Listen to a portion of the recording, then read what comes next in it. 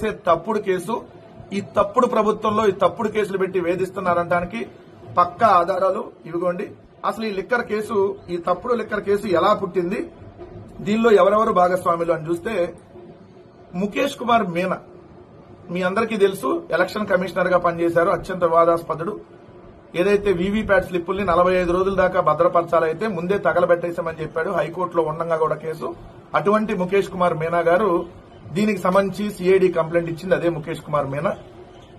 Why Venkateswara Srinivas అనేటటువంటి ఓ ఆకాశ రామన్నతో ఓ లెటర్ రాపిచ్చారు, రిజిస్టర్ పోస్టు.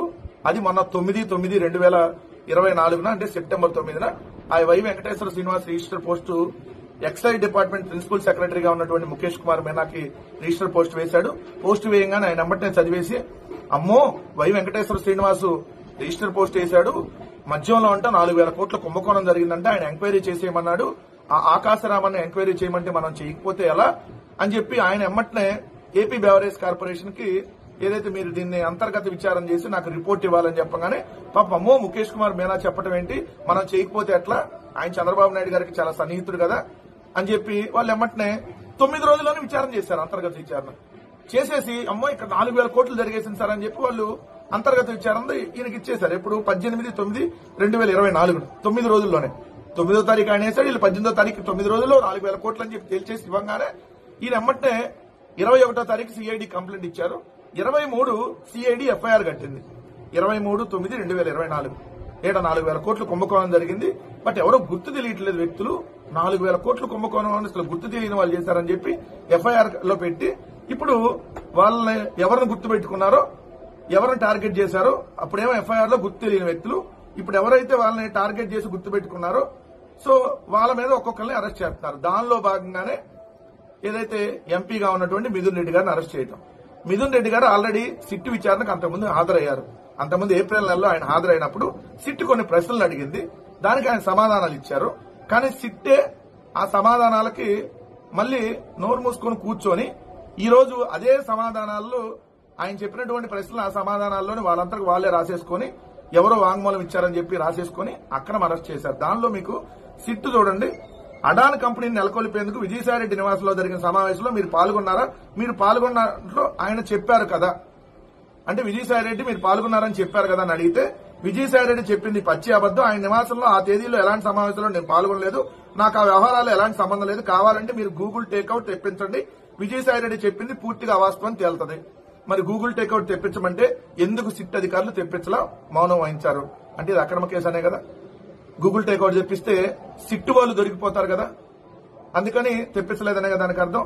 ఓ కంపెనీ నుంచి మీ కుటుంబ వ్యాపార సంస్థ పిఎల్ఆర్ గ్రూపునకు 5 కోట్లు బదిలీ అయ్యాయి కదా, ఎందుకు? అవును బదిలీ అయ్యాయి. ఆ సంస్థ మా కంపెనీతో కలిసి నిర్మాణ కాంట్రాక్టులు చేయాలని భావించింది, అందుకు అగ్రిమెంట్ కుదుర్చుకుంది. కాంట్రాక్ట్ పనులు ఈఎండి బ్యాంక్ గ్యారంటీ కోసం 2019 నవంబర్లో 5 కోట్లు చెల్లించింది. కానీ కోవిడ్ వ్యాప్తితో పనులు చేయలేకపోయింది. దీంతో 5 కోట్లు తిరిగి ఇచ్చేశాం. ఆ కంపెనీ నుంచి ఎలాంటి ప్రయోజనాలు పొందలేదు. అందుకు ఇవేగో ఆధారాలు, అగ్రిమెంట్ కాపీ, బ్యాంకు లావాదేవీల రికార్డులు మొత్తం మిథున్ రెడ్డి గారు చూపించారు. ఇందులో నిబంధనల విరుద్ధంగా ఏం లేదు. ఇప్పుడు సిట్ దర్యాప్తు చేస్తుందని మేము 6 ఏళ్ల కిందట ఈ అగ్రిమెంట్లు చేసుకోం కదా, ఇదంతా పారదర్శకంగానే సాగిన వ్యవహారం అనగానే అది వదిలేశారు. వాళ్ళు మళ్ళీ ఇప్పుడు 5 కోట్ల మీదే కేసు పెట్టామంటారు. 5 కోట్లంట ఇది ఇచ్చేసి మళ్ళీ అంటే తర్వాత డబ్బుల రూపంలో తీసుకున్నారంట వెనక్కి. సిగ్గుండాలి చెప్పడానికి ఆ సిట్టాల కన్నా, కనీసం నమ్మేటట్టు ఉండాలి కదా. మిథున్ రెడ్డి గారు విత్ ఎవిడెన్స్ చూపించారు. మిథున్ రెడ్డి గారు విత్ ఎవిడెన్స్ ఇదిగోండి, ఎస్ మాకు 5 కోట్లు వాళ్ళు మాకు సంబంధించినటువంటి వర్కులకు సంబంధించి చేశారు, వాళ్ళు చేయలేదు, మళ్ళీ మేము వెనక్కి ఇచ్చేసామని విత్ బ్యాంక్ స్టేట్మెంట్ కూడా చూపించారు. ఇదంతా కంపెనీది, ఇదంతా దాంట్లో ఐటీలో అన్నింటిలో ఉంటది కదా. మరి ఎక్కడ జరిగింది అంటే మిథున్ రెడ్డి గారి మీద పెట్టిన తప్పుడు కేసునే కదా. రాజకేశ్వరరెడ్డి కంపెనీ కోసం విజయసాయిరెడ్డి అల్లుడు కుటుంబ వ్యాపార సంస్థ అరబిందో నుంచి 100 కోట్లు అప్పు ఇప్పించారా? ఆ వ్యవహారంతో నాకేం సంబంధమయ్యా, అది ఎవరో కొందరు ప్రైవేట్ వ్యక్తుల మధ్య వ్యవహారం, దానికి నేనేం చెబుతాను. విజయసాయిరెడ్డి అల్లుడు కంపెనీకి ఎవరో అప్పిస్తే అప్పించిన అరబిందో కంపెనీ వాళ్ళని తీసుకున్న వాళ్ళని విజయసాయిరెడ్డిని అడగండి, నాకేం సంబంధం. విజయసాయిరెడ్డి ఆయనే ఇప్పించా అని చెప్పాడు. మళ్ళీ సిట్ వాళ్ళు చూడండి, మీరు ఇప్పించారు కానీ క్రాస్ క్వశ్చన్. మళ్ళీ సిట్ వాళ్ళని మిథున్ గారు ఆ విషయం చెప్పగానే సిట్ వాళ్ళు అది వదిలేశారు. రాజకేశ్వరరెడ్డి తెలుసా ఆయనతో మీకు వ్యాపార సంబంధాలు, ఆయనతో పరిచయం ఉంది, ఎలాంటి వ్యాపార సంబంధాలు లేవు.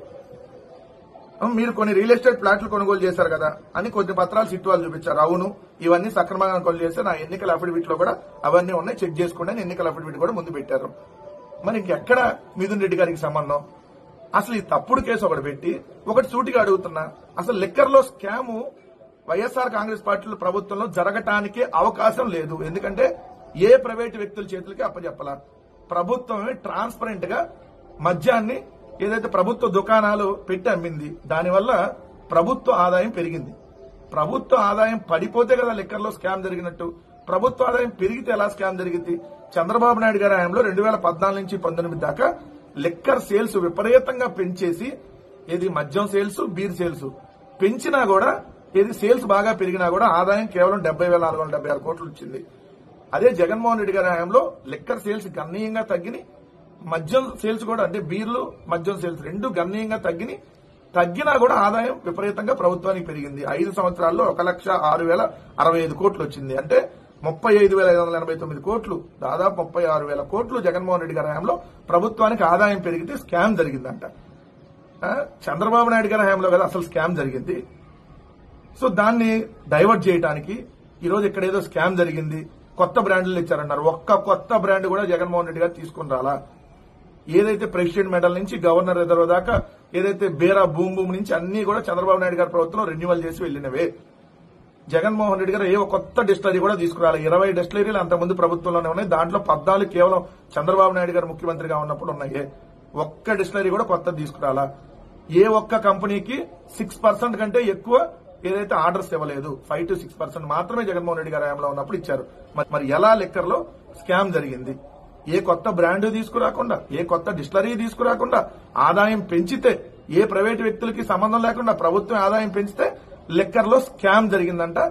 ఇది రెడ్ బుక్ రాజ్యాంగంలో ఏదైతే వైఎస్ఆర్ కాంగ్రెస్ పార్టీని, జగన్మోహన్ రెడ్డి గారిని టార్గెట్ చేసి పెట్టినటువంటి ఒక తప్పుడు కేసు అనేది క్లియర్ కట్ ఆధారాలు ఇవిగో.